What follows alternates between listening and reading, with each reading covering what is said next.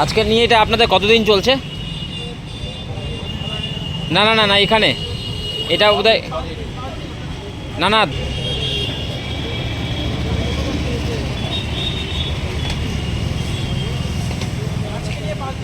আজকে নিয়ে 5 দিন।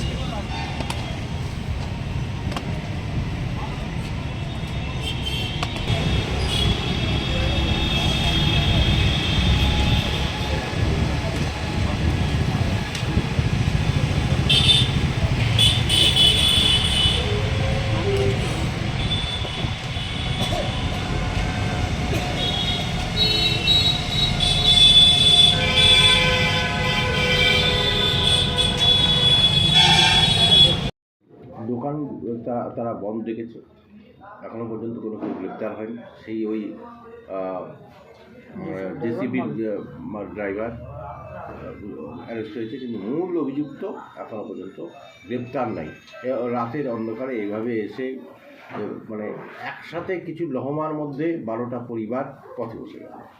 না দেখুন, যে ঘটনাটা ঘটেছে, আমি একজন বিধায়ক এবং ইংলিশ বাজারেই আমার রাজনীতির জন্ম হয়েছিল।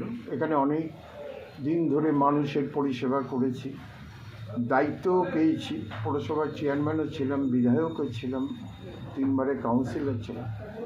যে ঘটনাটা ঘটেছে তাকে কী ভাষায় আমি নিন্দা জানাবো সেই ভাষাটা আমার মুখে নেই। যদি কোনো অন্যায় হয়ে থাকে তাহলে রাতের অন্ধকারে কারা কাজ করে?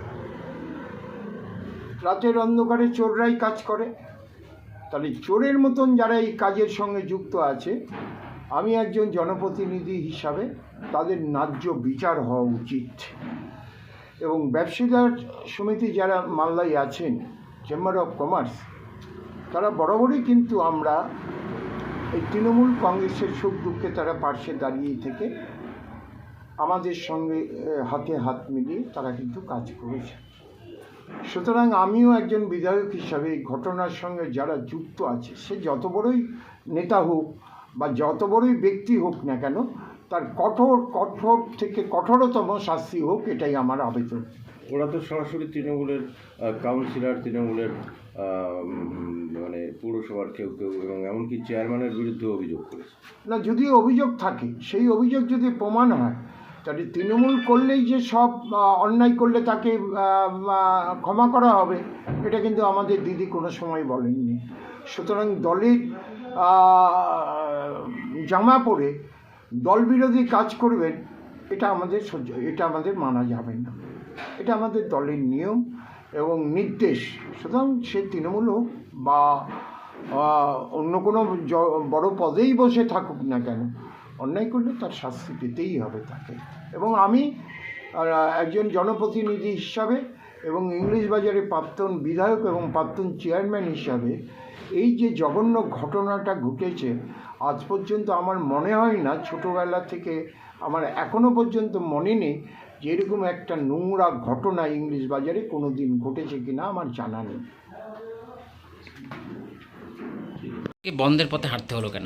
গত 9 তারিখ জয়লজ বিল্ডিংয়ে 11টা দোকানকে ধূলিসাৎ করে দেওয়ার চেষ্টা হয়েছে এবং বুলডোজার দিয়ে রাত্রি 2:30টার সময় বুলডোজার দিয়ে 11টা দোকানকে ভাঙার চেষ্টা হয়েছে।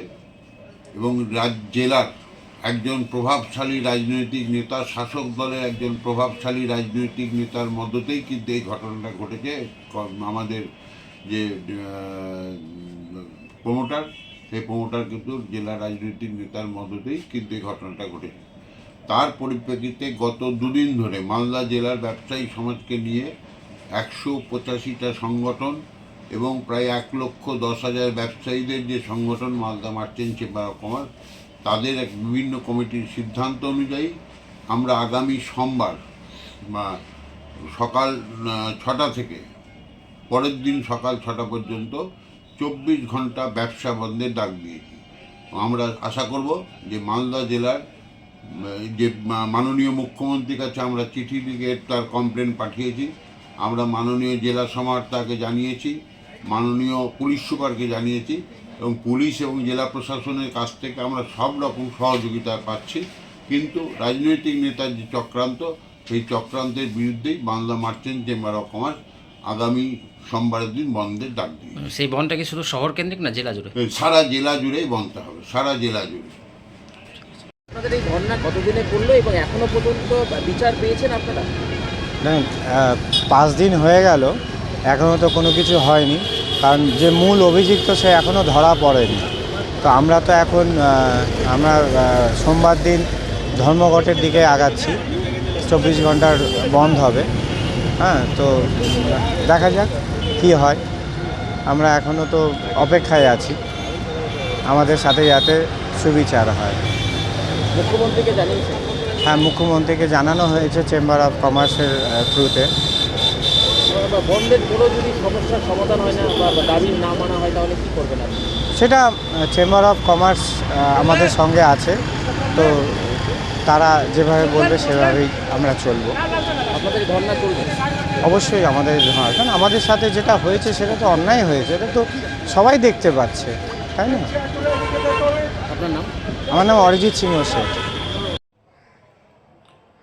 বিষয়টি একটা অন্যায় ঘটনা ঘটেছে।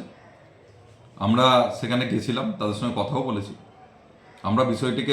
আমরাও রাজনৈতিকভাবে দেখতে চাইছি না, কারণ এটা সাধারণ ব্যবসায়ী, সাধারণ মানুষের উপরে, নাগরিকদের উপরে এই অন্যায় ঘটনাটা ঘটেছে। এবং এতে ইংলিশ বাজার পৌরসভার পৌর প্রশাসন যেমন জড়িত আছে, তার সঙ্গে প্রশাসনের অংশও একটা জড়িত আছে অবশ্যই। এবং সারা শহর জুড়ে যে প্রমোটিং, জমির দালাল, এই যে চক্র একসঙ্গে হয়ে এই কাজটা হয়েছে। কারণ যে জায়গাটায় রাত্রেবেলা জেসিপি নিয়ে ভাঙচুর হয়েছে, সেই জায়গাটা থেকে থানার দূরত্ব খুব বেশি হলে 1.5 থেকে 2 কিলোমিটার, এবং 2 ঘন্টা 3 ঘন্টা ধরে এই ঘটনাটা ঘটেছে, থানা জানে না, এটা হতে পারে না। তো স্বাভাবিকভাবেই এটা শাসক দলের নেতৃত্ব, তার সঙ্গে পুলিশ প্রশাসনের কিছু অংশ, তার সঙ্গে জমি মাফিয়া প্রমোটারদের অংশ, এরা সকলে মিলে একটা নেক্সাস হয়ে এই ঘটনাটা ঘটেছে।